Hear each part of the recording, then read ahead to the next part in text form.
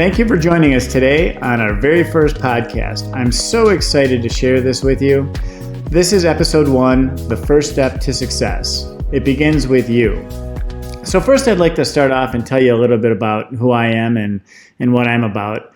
My name is Danny Martin, and I was born and raised in Michigan. I grew up in a lively household with my dad, 5 brothers, and my mom. And as the youngest, I found myself present to constant excitement and invaluable lessons. You can only imagine what 6 young boys running around the house with my mom and dad in the same small ranch house in Canton, Michigan. How it was very cozy and warm, but it was also cramped and very lively. So between the brothers, there were 2 generations of my older brothers, and then myself plus my two older brothers than myself as well. So there was a generation gap, is my point. So my older brothers, they had broke in my mom and dad, and essentially by the time it got to me, there was no wrong that I could do. So I rarely got in any kind of trouble, but it was really about respecting the home and respecting my mom and dad and having a great foundation for family. And that's how I grew up. So they definitely, both parents worked, so they instilled that foundation for all of us boys to, work hard, get a job, work for a company for 30 years, go to school, get a degree, and then retire and, save as much money as you can along the way. Well, somewhere along those lines, I kind of broke that mold and decided that, entrepreneurship was more along my lines. And it wasn't so much that I didn't want a boss or didn't get along with, others around me in the workplace and that kind of thing. It was just my personal spirit, and it was a part of my personal inventory that I took that discovered the self-discovery that pointed me along that direction in those lines. So I have over 25 plus years in sales, entrepreneurial, and business experience. And I've had the opportunity to work with a multitude of partners in different industries, as well as selling different products in different industries. So it gives me a well-rounded foundation for all of the sales concepts, and understanding the fact that if you can understand the foundational sales skills, then you can apply it in any sales environment, whether you're selling tangible products, a product that you can touch, try out, and feel, versus an intangible product that's more of an idea, like financial services and banking and that kind of thing. So they're very, very different, but me personally, I needed a product that I could touch and try out and feel.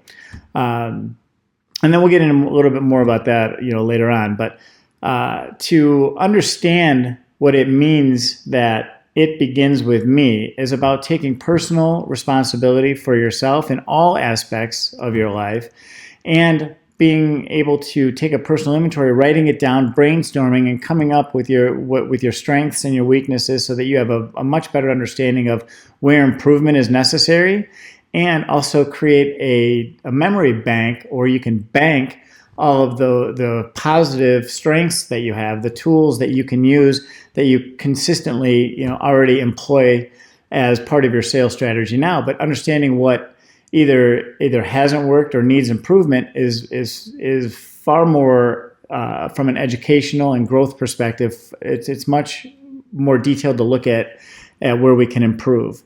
So when we talk about it begins with me, it is the looking deep within in order to find out what our strengths and our weaknesses are, how our personality is related to the product or service that we're offering.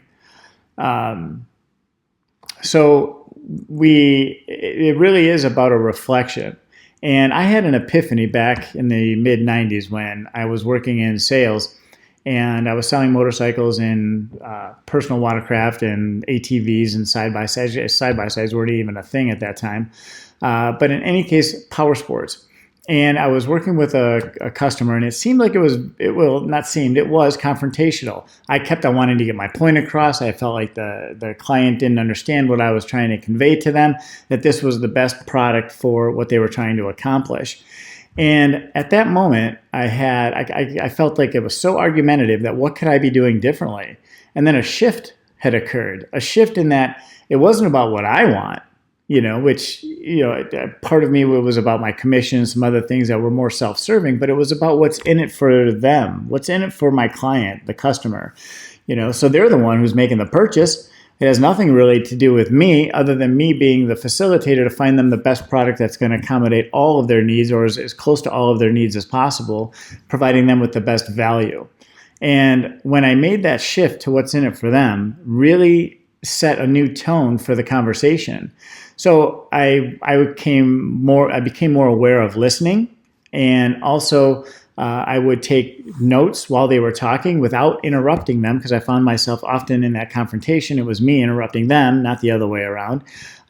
So that, because we all get to that point where we want to tell them more and tell them more and tell them more until they actually say, yes, I'll take it. And that it's the right product for them, but then we continue, hey, I haven't told you about this yet, or I haven't told you about that yet. So when they say yes, that means yes, they already want it. You've fulfilled your obligation. Let's move on to the close. So all of those things are sales concepts that we'll learn throughout these episodes. And also, there's a lot that happens in a sales transaction. There's no two sales transactions that are absolutely identical. Every sale is unique. And understanding that, and understanding how our personalities can relate to the different clients that we're working with, is going to help be able to move us smoothly from hello to close. So can you think of a time, when in your experience that if you had a better understanding of your personality and your client, how that may have changed the scenario for you? I encourage you to think along those lines and really kind of look at every single transaction from this day forward when you're working with your clients, and make a list of what went right, so that you can keep those things that you're doing consistently in your memory bank and use them as tools. But also, more importantly, focus on the things that may need improvement, how you could have handled a situation differently, or just different, so that you can apply different strategies of the same concept and understand what works best.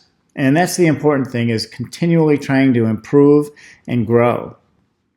So for me, it was not just about what's in it for them, but also complete transparency and professionalism are key components to building trust with your clients. And those are more concepts that we'll dive deeper into in a later podcast. But if your clients if you have the ability to be able to build rapport, I call it build rapport at the door, at the initial meet and greet, and then you have that instant ability to be able to be in conversation, you can be completely transparent and professional, and you'll win over your clients, and you'll be much more memorable to them. So the most important application that you can install is to revisit a transaction and ask yourself what went well, and keep those details in your memory bank, and then ask where you can improve. We just touched on that a little bit, but I want to reemphasize the importance of that, being able to look at every transaction. And then you can implement your changes and evaluate how your new approach has improved the transaction. And again, you can modify it and change it, and you'll notice that over your experience, you'll figure out what works more often than not. And then I would also love to hear you and share your stories about how you've been able to implement this concept of what's in it for your client rather than what's in it for yourself. Oftentimes as salespeople, we're so concerned about our commission check and how much we're going to get paid, rather than the value that we're creating across the table to our client and our guest. So building value is extremely important. So share your comments. You can email them to me at dannymartinsuccess@gmail.com, or you can leave your comments below, and we can create a dialogue and let other people share in the conversation, so that we can build a positive community working together. So next, I have a fun exercise for our listeners. Take some time to really dig deep and take a professional inventory of yourself. List all of your strengths and your weaknesses. Then do the same for your personal growth. And then again, you'll find a link below for a personal inventory questionnaire that'll help you along this process. And you'll also see it in the description below. I look forward to hearing from you. Stay in touch and make it a great day.